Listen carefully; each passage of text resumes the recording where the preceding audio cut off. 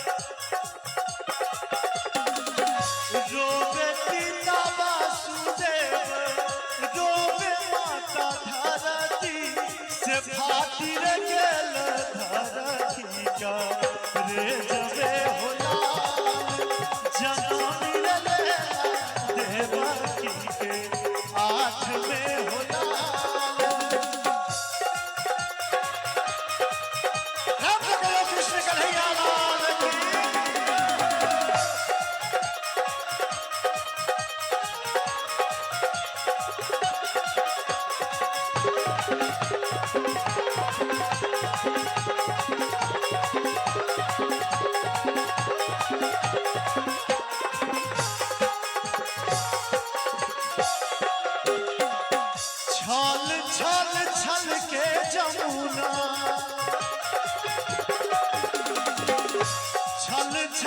छल के जमुना छूबेले चरनामा